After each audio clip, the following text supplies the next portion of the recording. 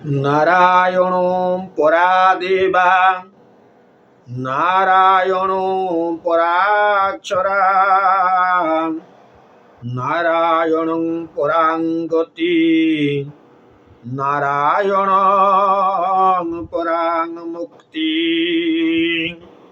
जो नारायण शब्द ये जगत रे परम अक्षर जो नारायण नाम मुक्तिर कारण आ जो नारायण समस्त गति मुक्ति विधानर विधानकारी से परम ब्रह्म अभय पदार बिंदुरे शतकोटि विनम्र प्रणाम ढाली समस्त बंधु माननकु स्वागत करुछि। पुराण पिपासु पुराण प्रति ध्यान रखुतिबा मन रखुतिबा समस्त श्रद्धालु श्रोता बंधु माननकु श्रद्धा सम्मान पूर्वक स्वागत करुछि आज ये सुंदर अध्याय को।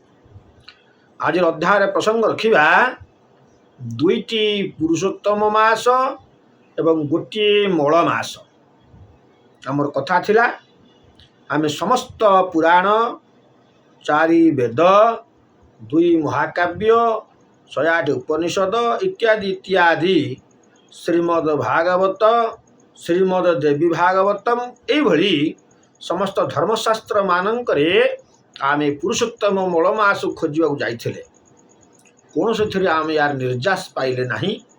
जा किछि शुणिछे ता एक कपोल कल्पित कथा। कारण पुरुषोत्तम पुराण बोली किछि पुराण नहीं कि मलमास पुराण बोली किछि पुराण नहीं। अन्यान्य पुराण रु जोड़ी यदि कहीं का आमको शुणाए तेबे ताहा आमर आदौ ग्रहण योग्य नुहे। कहीं ना से भली ज्ञानी गुणी विवेकीवंत कहीं नाहंती पुराण लिखा व्यासंग पाखरे पुराण सरीगला। ए द्वापर जुगरे पराशरंकर पुत्र कृष्ण द्वैपायन व्यासंग पाखरे समस्त पुराण निर्यास सरीगला। तापर को तर्जमा है नहीं। किंतु आमे दुईटी पुरुषोत्तम मास पाइछे गोटे मल मास पाइछे यह सत्य।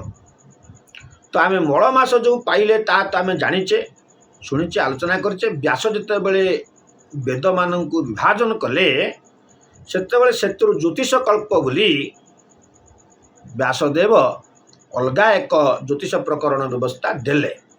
कहीं सी जानी पारिले जे कली जुगरे मनीषर पार्श्व द्रव्य देखा ज्योति नथिबो। आ ये कलीर मानव ये एते ज्योति संपन्न नुहे कहीं तप नहीं।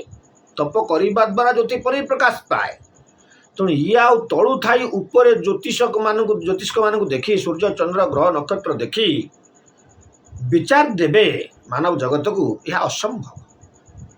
से सी जो प्रथा अनुसार ज्ञानी तो थिले ऋषि मुनि माने से माने ये वेदर जो प्रथा अनुजाई देखा सक्षम होते सी आज कलिजुग मानव पाखे ना हम ना। से सी एक ज्योतिषशास्त्र प्रकरण बाहर कले। या जो माने अध्ययन कले एवं से शास्त्र अनुजाई जो माने तिथिवार नक्षत्र गणना कले से मान ज्योतिष बोली कहला। आ ज्योतिष शब्दटी केते मान्यता ए माने जेहेतु ग्रह नक्षत्र ज्योति को तर्जमा करि पारुछंती ज्योतिष भाव सम्मान मध्य थिला। किंतु आज किछि व्यक्ति को यह असम्मानजनक बोध होता दृष्टि से मैंने गोटे परिवर्तन नामकरण करना ग्रह विप्र। ग्रह विप्र बोल शास्त्र संबंध शब्द किछि नहीं। जो माने ग्रह संबंधी सेवा करती पूजा करती जो माने ग्रहर शांति व्यवस्था करती ये ब्राह्मण मान भितर ग्रह विप्र थिले। जेपरी चंडी साधक को चंडी विप्र कहा जाए से भली ग्रह संबंधी जो माने साधना करथुले पूजा प्रकरण बाहर करथुले विधि विधान को दौले ग्रह शांति करने सक्षम होते ग्रह जनित उत्पाद को शांति कर सिद्धहस्त थे से कहला ग्रह विप्र। किंतु आज ये जातक पत्र तर्जमा करुवा व्यक्ति मध्य ए प्रकार नामकरण में गणित हेले। यह निजे निजे एक सामूहिक योजना प्रस्तुत करी ए प्रकार व्यवस्था करा संपूर्ण सत्य। ତେଣୁ ଆଜି ବ୍ୟାସ ଯେତେବେଳେ ଏ ବେଦରୁ ଦେଇଦେଲେ ଜ୍ୟୋତିଷ ପ୍ରକରଣ, ସେଇଠି ବ୍ୟାସ ହିସାବ କରୁ କରୁ ପାଇଲେ ଏ ଅଧି ମାସ ବା ଚାନ୍ଦ୍ର ମାସ ବା ମଳ ମାସ। ତେଣୁ ସେ ଯେଉଁ ମଳ ମାସକୁ ବ୍ୟାସ ପାଇଲେ ତାହାକୁ ଅଧି ମାସ କହୁଥିଲେ, ଆଉ ସର୍ବଶେଷରେ ମଳ ମାସ କହିଲେ। କାହିଁକି ନା ବ୍ୟାସ ଏହାକୁ ବାହାର କରିସାରିଲା ପରେ କୌଣସି ଦେବତା ମାନେ ଏ ମାସକୁ ନେବା ପାଇଁ ରାଜି ହେଲେ ନାହିଁ। କାହିଁକି ନା ପ୍ରତ୍ୟେକ ଦେବତାଙ୍କର ଜୟନ୍ତୀ, ବାର୍ଷିକ ଉତ୍ସବ କିମ୍ବା ଯାହା କିଛି ବ୍ୟବସ୍ଥା ତାଙ୍କର ପୂଜା ପର୍ବ ସବୁ ଆଜ୍ଞା ତା ପୂର୍ବରୁ ଦିନବାର ହେଇଯାଇଛି। ଇଏ ଅଧି ମାସକୁ କିଛି ନାହିଁ, ନଥିବା ଦୃଷ୍ଟିରୁ ଆଉ ତ କିଛି ବ୍ୟବସ୍ଥା ନାହିଁ, ତେଣୁ କେହି ଗ୍ରହଣ କରିପାରିଲେନି। ମାସ କଲା ଅଫସୋସ, କିଭଳି ଭାବରେ ମୁଁ ସମ୍ମାନିତ ହେବି।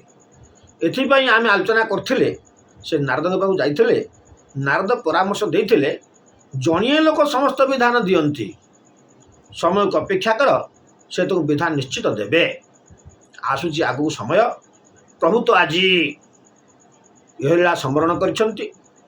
ଆଜି ଜାରାଶବର କୃଷ୍ଣଙ୍କୁ ଶରବିଦ୍ଧ କରି ଅର୍ଦ୍ଧଦଗ୍ଧ ଅବସ୍ଥାରେ ମହା ସମୁଦ୍ରରେ ଭସେଇ ଦେଇଛି। ତେଣୁ ଭବିଷ୍ୟତ ସମୟକୁ ତୁମେ ଅପେକ୍ଷା କର, ଯୁଗ ଆରମ୍ଭରେ ତୁମର ବ୍ୟବସ୍ଥା ହୁଏତ ଆସିପାରେ। ମଳ ମାସ ଯେ ଅପେକ୍ଷା କରିଛି, ତେଣୁ ଆମେ ଏଇଠି ଜାଣିଲେ ଯେ ମଳ ମାସ ଏଇ ପ୍ରକାର ଆପତ୍ତି ଅଭିଯୋଗ ବାଢ଼ି ସକ୍ଷମ ହେବ ପୁରୁଷୋତ୍ତମ ମାସରେ ପରିଣତ ହେବା ପାଇଁ। ଆଜି ହେଇନାହିଁ, ତେଣୁ ଏ କଥାକୁ ଆମେ ଏଇଠି ରଖିବା। ମଳ ମାସ ଜାଣିଗଲେ ଆଉ ଗୋଟିଏ ପୁରୁଷୋତ୍ତମ ମାସ ମଧ୍ୟ ଦ୍ୱାପର ଯୁଗରେ ଥିଲା। ସେ ପୁରୁଷୋତ୍ତମ ମାସ କିଏ ଆପଣମାନେ ସମସ୍ତେ ପଢ଼ୁଛନ୍ତି, ଜାଣୁଛନ୍ତି, କିନ୍ତୁ ବିଚାର କରୁନାହାନ୍ତି। ଶ୍ରୀମଦ୍ ଭଗବତ ଗୀତା 10ମ ଅଧ୍ୟାୟ 35 ନମ୍ବର ଶ୍ଲୋକକୁ ଆପଣମାନେ ଦୃଷ୍ଟିପାତ କରନ୍ତୁ। ତାହା ନିଶ୍ଚିତ ରୂପେ ପୁରୁଷୋତ୍ତମ ମାସ।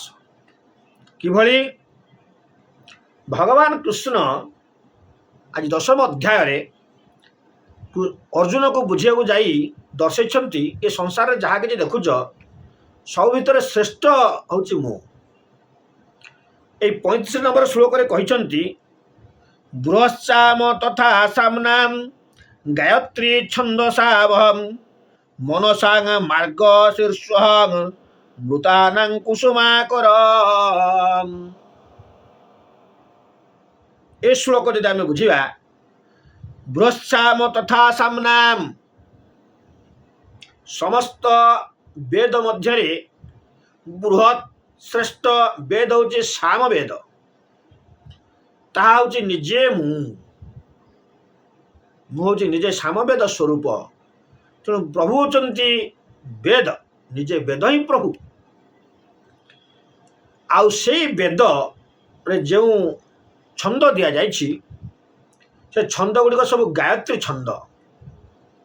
ତେଣୁ ଛନ୍ଦ ଭିତରେ ମୁଁ ହେଉଛି ଗାୟତ୍ରୀ, ନିଜେ ମୁଁ ଗାୟତ୍ରୀ ଛନ୍ଦ, ଶ୍ରେଷ୍ଠ ଛନ୍ଦ ବା ଶ୍ରେଷ୍ଠ ରାଗ। ତତ୍ପରେ ମାସାନାଂ ମାର୍ଗ ଶୀର୍ଷ ମୃତାନାଂ କୁସୁମାକର। ହେ ଅର୍ଜୁନ, ମାସାନାଂ ମାର୍ଗ ଶୀର୍ଷ, ମୁଁ ଅହଂ, ମୁଁ ନିଜେ ମାସମାନଙ୍କ ମଧ୍ୟରେ ମାର୍ଗଶିର। ପ୍ରଭୁଙ୍କୁ ଆମେ କୁହନ୍ତି ମର୍ଯ୍ୟାଦା ପୁରୁଷୋତ୍ତମ। ସେ କୃଷ୍ଣ ହିଁ ମର୍ଯ୍ୟାଦା ପୁରୁଷୋତ୍ତମ ଥିଲେ। ତ୍ରେତୟାରେ ରାମ ହିଁ ପୁରୁଷୋତ୍ତମ ଥିଲେ, କଳିରେ ଜଗନ୍ନାଥ ପୁରୁଷୋତ୍ତମ ସେଇ ନ୍ୟାୟରେ।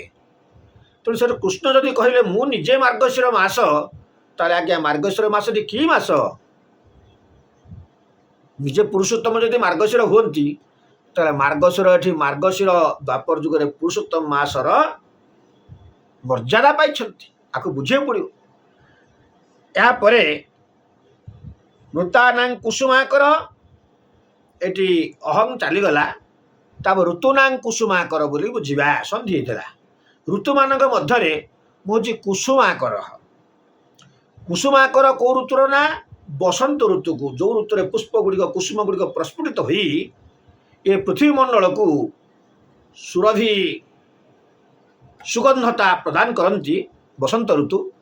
ସେ କଥା ପ୍ରଭୁ କହିଛନ୍ତି, ଷଡ଼ ଋତୁ ଭିତରେ ମୁଁ ହେଉଛି କୁସୁମାକର, ବସନ୍ତ ଋତୁ ମୁଁ ନିଜେ। ସମସ୍ତ ଭିତରେ ଶ୍ରେଷ୍ଠତ୍ୱକୁ ପ୍ରଭୁ ପ୍ରତିପାଦିତ କରୁଛନ୍ତି ଅର୍ଜୁନଙ୍କ ପାଖରେ। ତେଣୁ ଏଠି ଆମେ ଜାଣିଲେ ଯେ ଦ୍ୱାପର ଯୁଗରେ ପ୍ରଭୁଙ୍କ ଉକ୍ତିରେ ପ୍ରଭୁଙ୍କର ମୁଖ ନିଃସୃତ ବାଣୀରେ ମାର୍ଗଶିର ମାସ ଥିଲା ପୁରୁଷୋତ୍ତମ ମାସ। ଏଇଠି ଗୋଟେ ପାଇଲେ ପୁରୁଷୋତ୍ତମ ମାସ। ଆଉ ଅଧିମାସ ପାଇଥିଲେ ଅଧିକା ଯିଏ ତା ନାଁ ମଳ ମାସ। ତେଣୁ ଆମେ ମଳ ମାସକୁ ବୁଝିଲେ ଆଉ ପୁରୁଷୋତ୍ତମ ମାସ ଗୋଟିଏ ଦ୍ୱାପର ଯୁଗରେ ଯାଇଛନ୍ତି ଯାହାଙ୍କର ନାଁ ମାର୍ଗଶିର ମାସ। ପ୍ରତ୍ୟେକ ବର୍ଷର ମାର୍ଗଶିର ମାସ ଦ୍ୱାପର ଯୁଗ ସରିବା ପର୍ଯ୍ୟନ୍ତ ଥିଲେ ପୁରୁଷୋତ୍ତମ ମାସ ବୋଲି ପ୍ରଭୁଙ୍କ କଥାରେ। ତେଣୁ ଏହାପରେ ଏ ପୁରୁଷୋତ୍ତମ ମାସ କଳିରେ କିଏ କେଉଁ ମାସକୁ ଆମେ ପୁରୁଷୋତ୍ତମ ମାସ କହିବା ତାକୁ ଆମେ ପର ଅଧ୍ୟାୟରେ ନିଶ୍ଚିତ ଭାବରେ ଆଲୋଚନା କରିବା। ମଳ ମାସ ପାଇଗଲେ ବଳକା ମାସ ମଳ ମାସ ନିଶ୍ଚିତ। ଏ ମାସରେ ନାହିଁ ସଂକ୍ରାନ୍ତି, ଏହି ମାସରେ ନାହିଁ ପୂର୍ଣ୍ଣିମା, ନାହିଁ ଅମାବାସ୍ୟା। ଯେଉଁ ଅମାବାସ୍ୟା ପୂର୍ଣ୍ଣିମା ଅଛି ତାହା ମଳ ନାମରେ ବିଦିତ। ମଳ ଅର୍ଥ ଏକ ଅପଶବ୍ଦ, ଦେବତାମାନେ ଗ୍ରହଣ କଲେ ନାହିଁ। ତେଣୁ ଏଥିରେ କୌଣସି ପୁନେଇ ତିଥି ଓଷା ବ୍ରତ କିଛି ରହିଲା ନାହିଁ। ତେଣୁ ଏଥିରେ ପୁଣ୍ୟ କାମ ଯେହେତୁ ନାସ୍ତି, ପଞ୍ଜିକାରେ ପ୍ରମାଣ ନାହିଁ।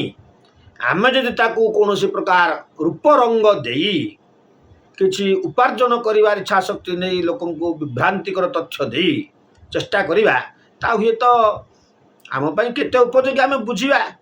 ଆଉ ଆମେ କେଉଁ ନାରାୟଣ ବିପ୍ର ଲେଖିଦେଲେ ଗୀତା ପଣ୍ଡା ନାରାୟଣ ବିପ୍ର, ସେ ପୁରୀର ଅଧିବାସୀ। ଖୁବ୍ କମ୍ ଦିନ ତଳେ ସେ ବିଭିନ୍ନ ପୁରାଣରୁ ତା ଦେହରେ ମୁଁ ଗୋଟେ ଅଧ୍ୟାୟ ଦିନେ ଶୁଣୁଥିଲି ଯେ କି ଦେବଶର୍ମା ବ୍ରାହ୍ମଣ ପିଶାଚି ଆଖ୍ୟାନ ଶୁଣୁଥିଲି ତା କାର୍ତ୍ତିକ ମାହାତ୍ମ୍ୟର।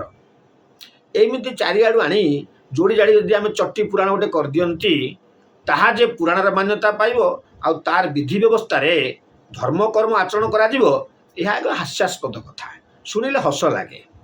ତେଣୁ ସେ ଯାହା ଯାହାଙ୍କୁ ଠିକ୍ ଲାଗୁଛି ଆମେ ବା ସେଥିରେ କ'ଣ ମତ ଦେବା। ତେଣୁ ଆମେ ପର ଅଧ୍ୟାୟକୁ ଏ କଳିରେ ପୁରୁଷୋତ୍ତମ ମାସ କିଏ, ଏଇ ପୁରାଣର ପ୍ରମାଣ ଅନୁଯାୟୀ, ଏଇ ଶାସ୍ତ୍ର ପ୍ରମାଣ ଅନୁଯାୟୀ ଯେମିତି ଗୀତା ପ୍ରମାଣ କଲେ ମାର୍ଗଶିର ମାସ ପୁରୁଷୋତ୍ତମ ମାସ ପ୍ରଭୁ କହିଲେ ନିଜେ, ସେଇଭଳି ଏଠି କଳିରେ କିଏ ପୁରୁଷୋତ୍ତମ ମାସ ଆମେ ଖୋଜିବା ନା। ଧର୍ମ ପୁଣ୍ୟ କରିବା, ପୁରୁଷୋତ୍ତମ ମାସକୁ ମାନିବା, ନିଶ୍ଚିତ ମାନିବା, ମୁଁ ମନା କରିବିନି। ତେଣୁ ଆମେ କିଏ ଆମେ ପର ଅଧ୍ୟାୟରେ ଖୋଜିବା। ଆଉ ଏହାପରେ ଆପଣମାନେ ଆଉ ଗୋଟିଏ ଆମେ ଆଲୋଚନା କରିବା ଦେବସ୍ନାନ ପୂର୍ଣ୍ଣମୀରେ ପ୍ରଭୁ ଗଜାନନ ବେଶ ହୁଅନ୍ତି। ଏହା ପୁରାଣର ପ୍ରମାଣ ନୁହେଁ। ପ୍ରଭୁଙ୍କର ଆପଣ ଯେଉଁ 32 ବେଶ ଦେଖୁଛନ୍ତି, ସେ 32 ବେଶ ମଧ୍ୟରେ ପୁରାଣ ପ୍ରମାଣ ସବୁ ନୁହଁ, ପୁରାଣର ସମ୍ମତି ନୁହଁ।